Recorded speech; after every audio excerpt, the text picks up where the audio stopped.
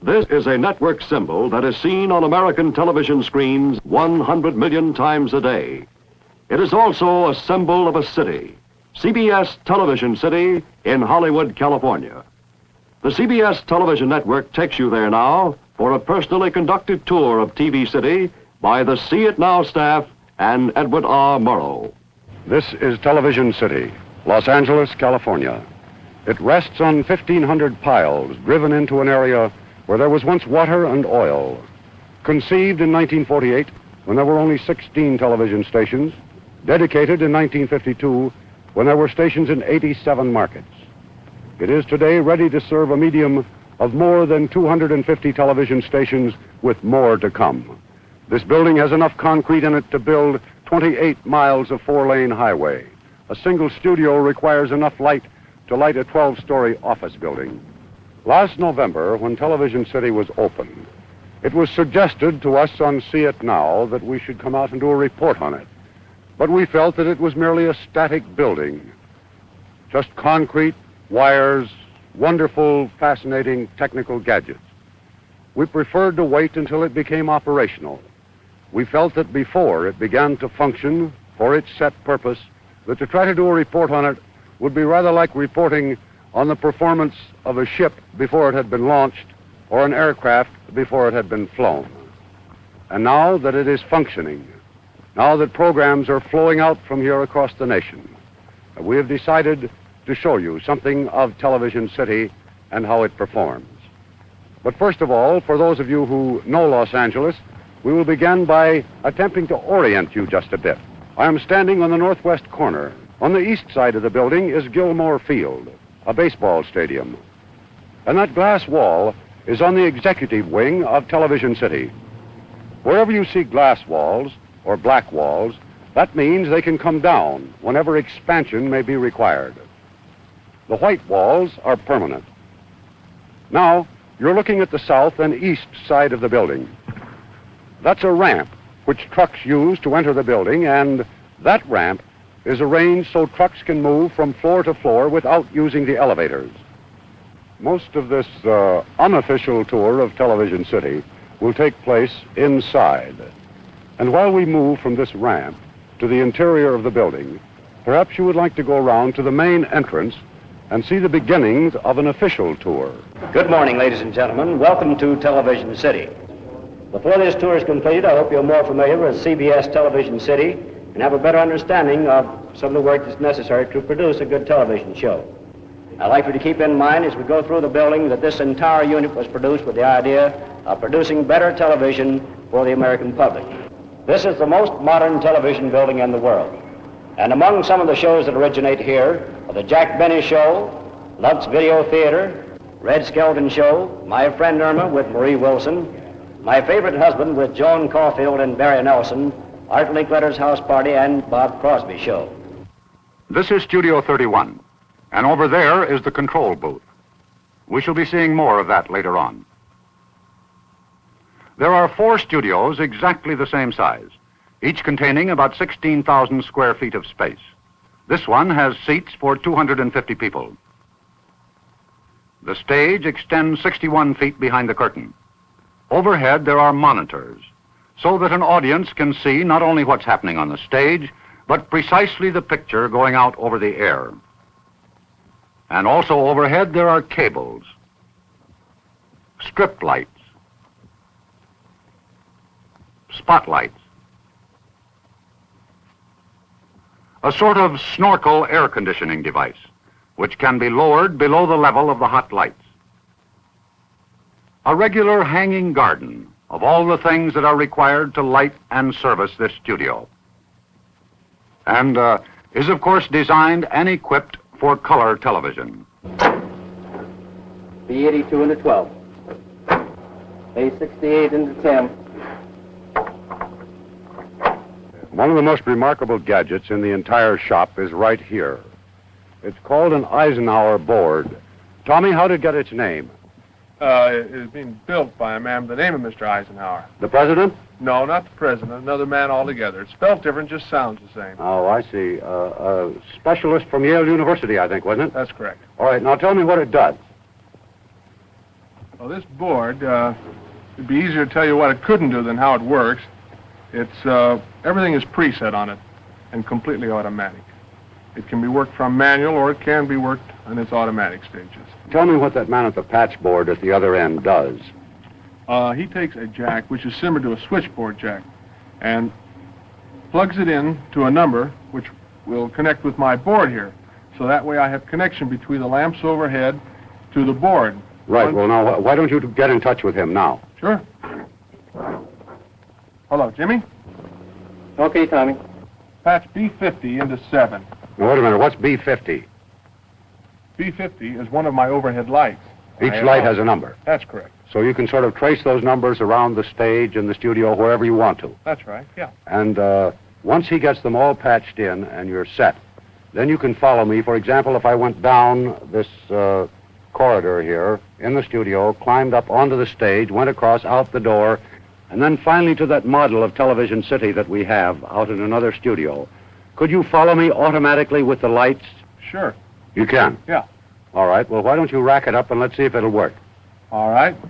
And you might explain a little more about this gadget over here. What will this board do that the old-fashioned one wouldn't? Well, with this preset panel and the board here, it will do 5 times the work of the old type. Uh-huh. Well, now, Tommy, why don't we try this thing out? All right. And if you will finish giving the numbers to your man over here, then I will start down. All right. Oh, Jim? All right. A51 and 8. A51 into 8. A65 into 9. A68 into 10. B69 into 11. B82 into 12. Now, Tommy, when you get these lights all lined up, then you get them preset, and then all you have to do is press the start button, right? That's correct. All right, then you push the start button, and I'll start, and we'll see how well we get on. Okay, let's go. Ready, Tommy? Right. Right, you hit the start button, and I'll start. And as you can see, this is fully independent of any of my actions. It's completely automatic. We're walking down the left-hand aisle now, and when we get down just near the bottom of the steps here, we should be hit with another bank of lights right here. Oh, there they are. That must have been old 56. And then we go up 6 steps, and we should be hit with another bank of lights just here. You didn't touch anything, did you, Tommy? No hands, Mr. Murrow. And then we go across the stage, and we should pick up another bank of lights just here. And then just before we go through that doorway, we should lose that bank and be picked up by another just as we go through. And then we move on out into complete darkness, and we're approaching now the model of Television City. And it should light up automatically from that big board back where Tom is sitting. There it is. This is a scale model of Television City, which we're hoping to use as a point of reference to illustrate how everything is coordinated, the studio buildings, the executive offices, in order to guarantee the maximum of efficiency in the entire operation. Now, I wonder if you'd mind just swinging that around a bit so that we can see the studio portion.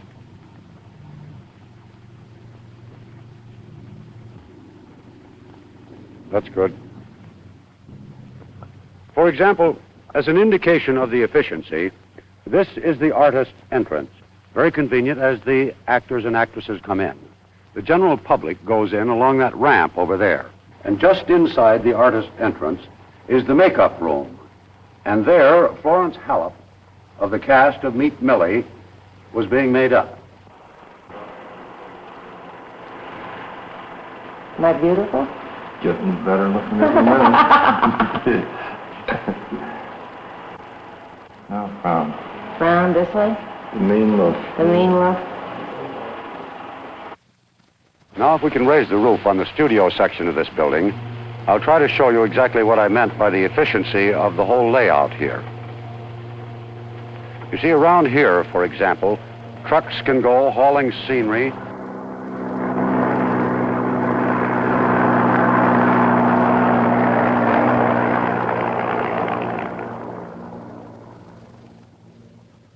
And they can go right in here and go the full length of the building in that sort of tunnel.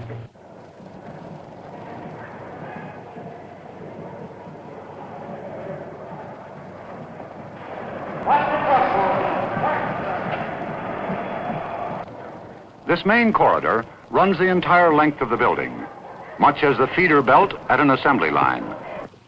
And the 4 main studios, 2 on each side, are fed from this artery. This is Studio 41. It has no permanent seats, and bleachers have been moved in for the Art Linkletter house party.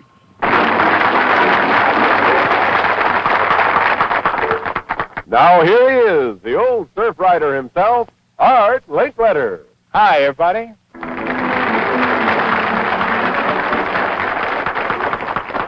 Might as well tell you that the favorite part of the whole show for me is talking to the kids. The unexpected humor, the wonderful slants on life that they have. They're wonderful, aren't they? Look at our first little girl here. What's your name? Susie Rice Ford, How old are you, Susie? 7. What are you going to be when you grow up? A lady in luxury. I want to have a Cadillac and a television and a piano and a big house and a chauffeur. Over here is Studio 43. Right now, the My Friend Irma set is up, and they're auditioning actresses for the role of Irma's friend, Jane. Marguerite Chapman is trying out for the part, and Marie Wilson is, as always, playing Irma. And you're making like you're leading the symphony orchestra. You're Toscanini, leading the orchestra. Now, Jane goes back, and she's in the bedroom, and as she comes out, she sees you. There's no music playing, but just imagine that there's a big symphony orchestra playing. But I'm going to hum. Okay, fine. Okay.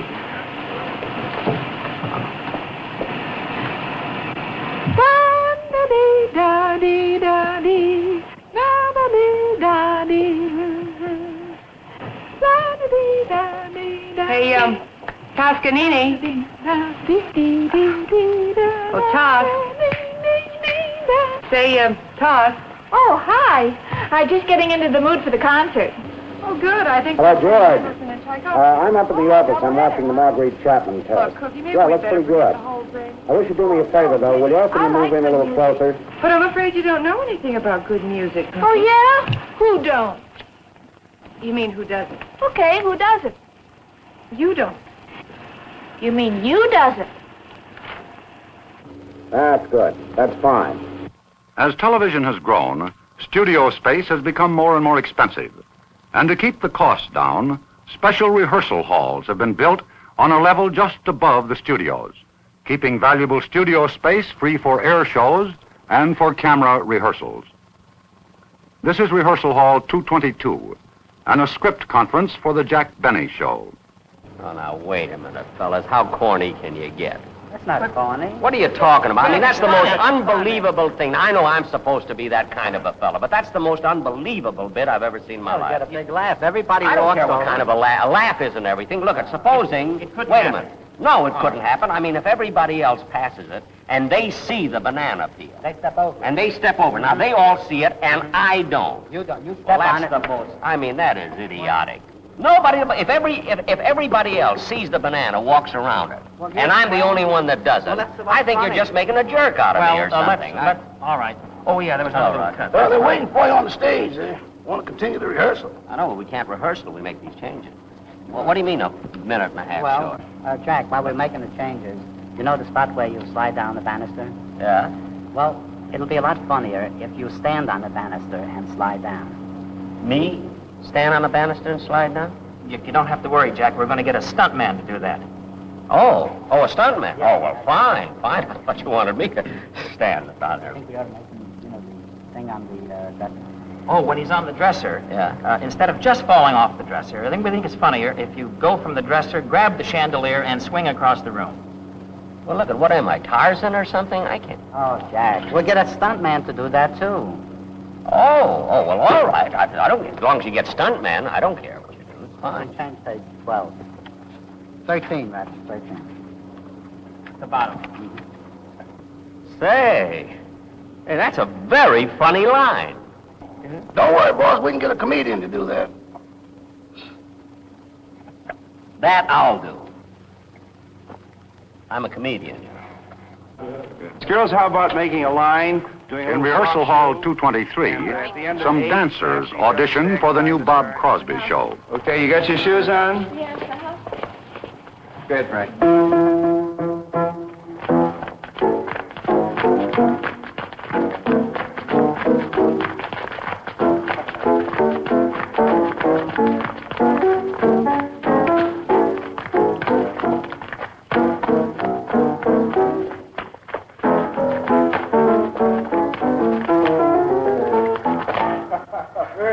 Thanks, kids. Relax.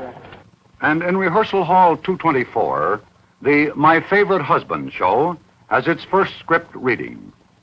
Joan Caulfield and Barry Nelson play the leads. Norman Tokar directs. Let's start reading from the top of 6. George, what are you making such a big fuss about? They were all bragging about their husbands, and I wanted to brag, too. So I told little sis. You couldn't think of anything nice to say about me. You must know some things, even if you had to go back a few years. When you first met me, you must have seen something about me you liked. Oh, sure. Oh. What were those things? Well, when you first met me, what did you think? Let's see, I thought George Cooper. Huh? Well, that doesn't sound like much. Was enough to keep me awake now. Well, I don't think you can hope to base a long, successful marriage on... I disagree with you entirely. The divorce courts are filled with people who didn't have...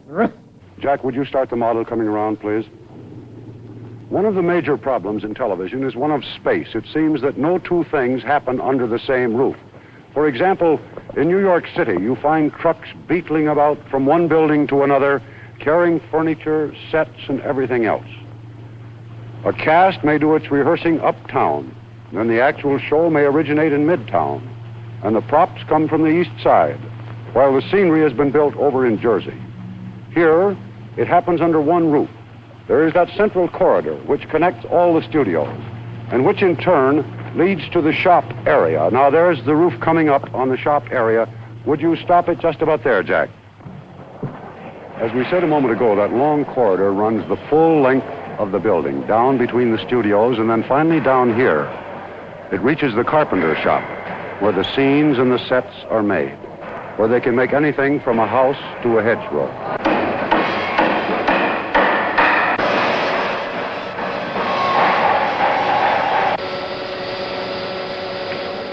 And just adjacent to the mill is the paint shop.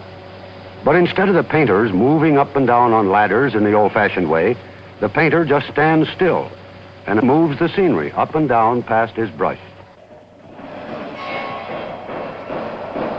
Nearby, the old sets and draperies are stored.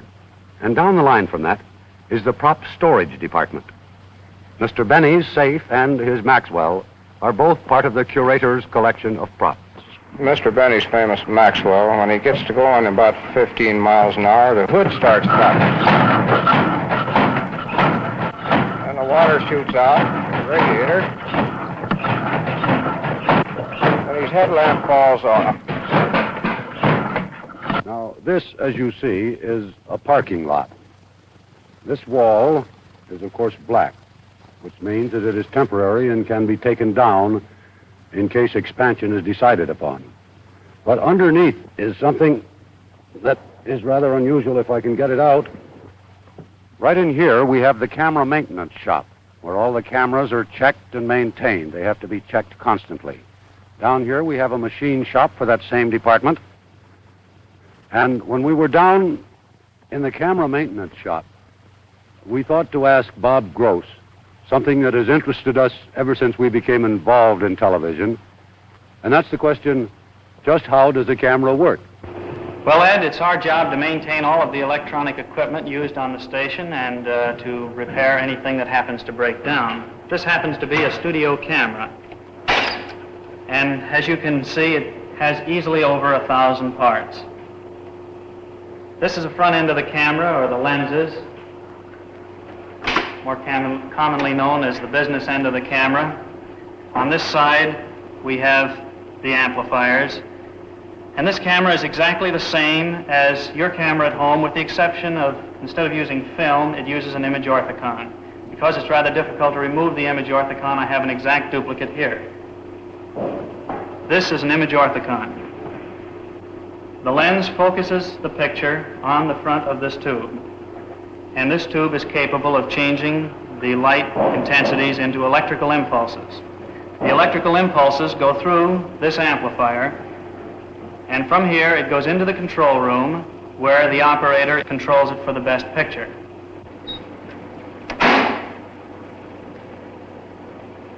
This is a focus knob on the side of the camera, and by turning it you bring the picture into focus. By these knobs you can center the picture or electronically focus it and do many other operations. This handle in the center is connected to the turret in the front of the camera, and from this position we can change lenses. You can go from a wide angle to a telephoto or whatever lens you happen to put on the front of the camera.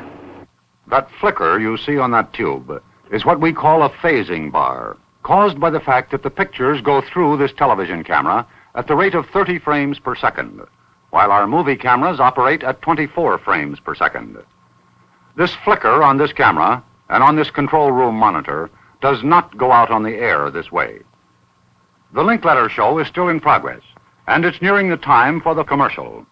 This is on film and originates from the Telecine department of Master Control. To this reporter, Telecine rooms always looked like the fire control center on a battleship. And we asked the chief engineer, Herb Pangborn, to show us around a bit. This projector is assigned to the Linkletter show, which is now in progress upstairs in Studio 41. The image is projected directly from the 35 millimeter projector to the mosaic of the tube in the film camera. Jeff here, our projectionist, is also assigned to stand by this projector to be sure that everything will work properly. I see it's just about time for this to roll, Jeff. I'll get out of your way. Thank you, Herb. While Telecine stands by to roll the film, the actual cue is given one floor above. Actually, it's in the control room of the Linkletter show. What is that? You powder, you open up. Stand by, Telecine. 1 minute. So that you get even distance. Ready to come back on? Standing by.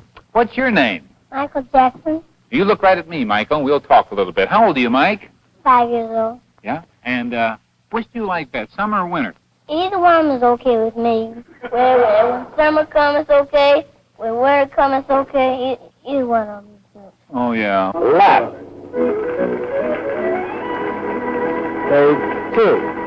Stand by to roll film. Stand by to roll. Roll film.